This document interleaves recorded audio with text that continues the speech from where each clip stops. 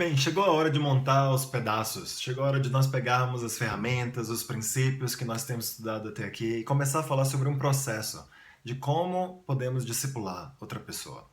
Em 1 Timóteo 4, versículo 15, a Bíblia fala o seguinte: Seja diligente nessas coisas, dedique-se inteiramente a elas, para que todos vejam o seu progresso. No contexto aqui, Paulo está chamando Timóteo a não se intimidar por ser jovem, mas ser um exemplo em todas as áreas da sua vida. E aí ele chega até o versículo 15. E nesse versículo, Paulo chama Timóteo a ser diligente e a dedicar-se inteiramente a crescer. Essa expressão, se dedicar inteiramente, traduz a ideia de se entregar a algo, quase que se mesclar a esse algo, ou a essa coisa a qual você está se doando. E esse é o espírito do nosso crescimento espiritual.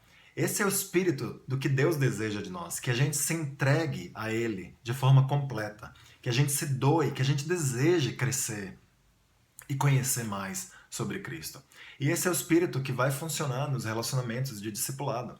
Se a gente vai receber ajuda um do outro, a gente precisa querer ajuda. A gente precisa realmente desejar se tornar mais do que nós podemos ser e mais semelhantes a Cristo.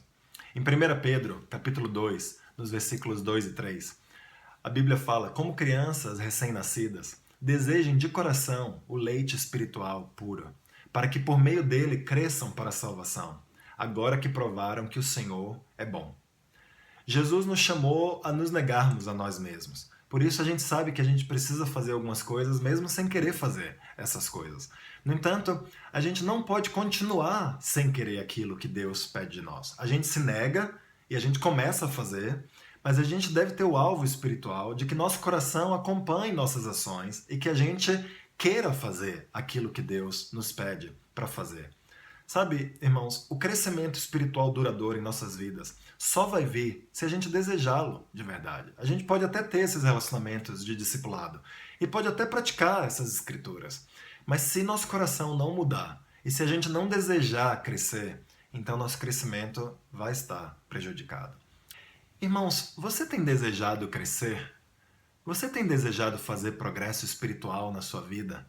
Não para que outras pessoas vejam progresso, esse não é o ponto aqui da escritura, para que outras pessoas vejam progresso. Paulo está só dizendo para Timóteo que se ele trabalhar duro de verdade e crescer espiritualmente, então outras pessoas vão ver o progresso dele. Progresso espiritual é algo que a gente não pode esconder debaixo do tapete.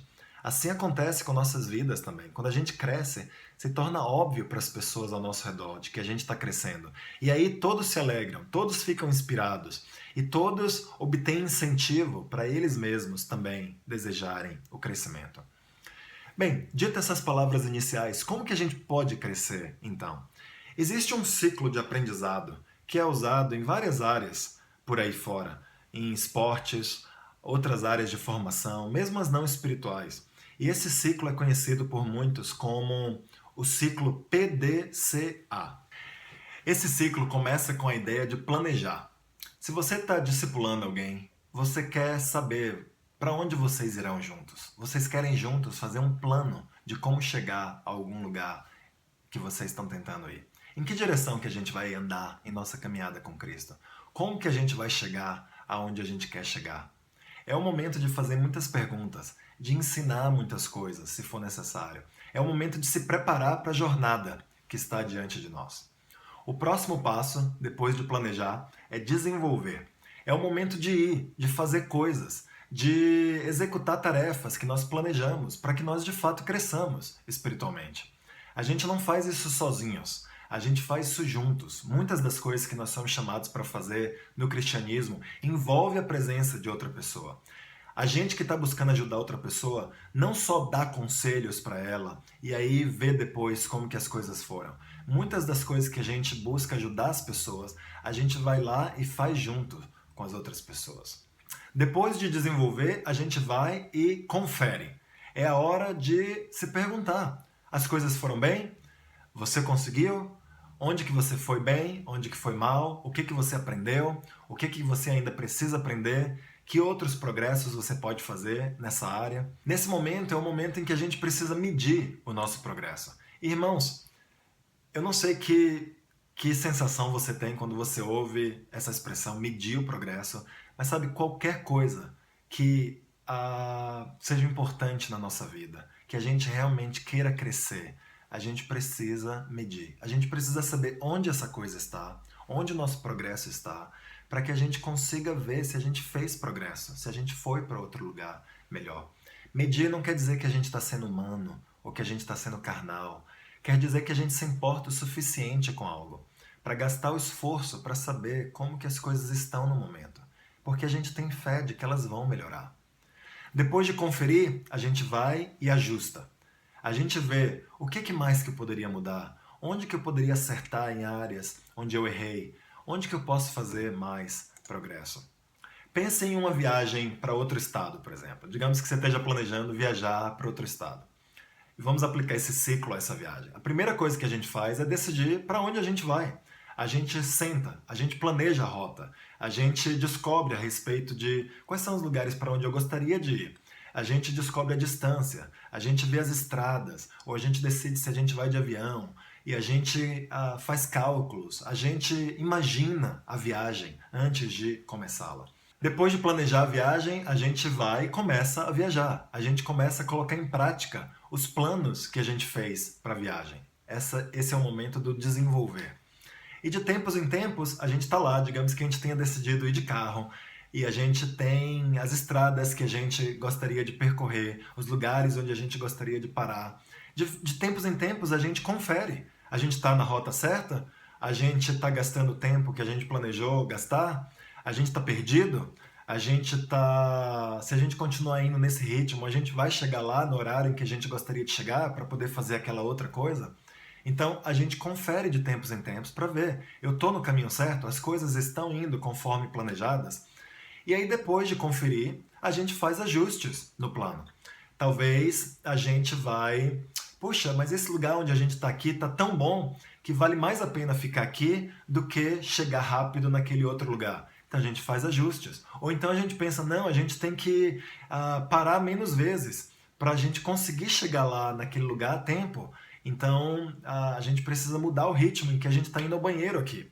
Enfim, a gente faz ajustes de acordo com o nosso desenvolvimento para ter certeza que o nosso planejamento continua atualizado e que a gente está chegando onde a gente continua querendo chegar.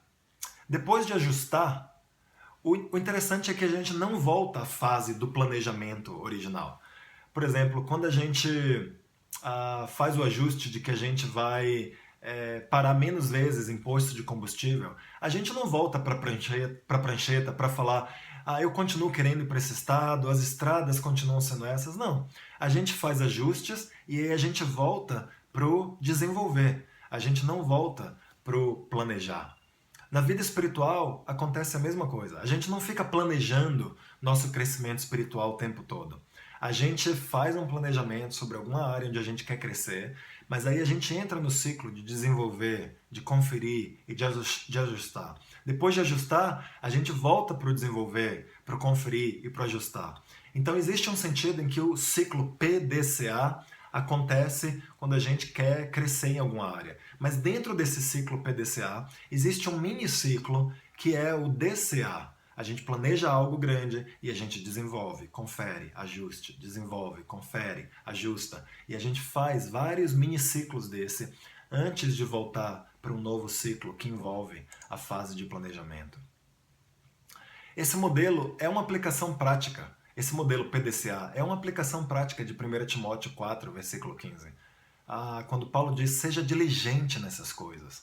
Dedique-se inteiramente a elas, para que todos vejam o seu progresso. Sabe, se a gente considera nosso crescimento espiritual algo importante, a gente vai querer fazer o maior progresso possível.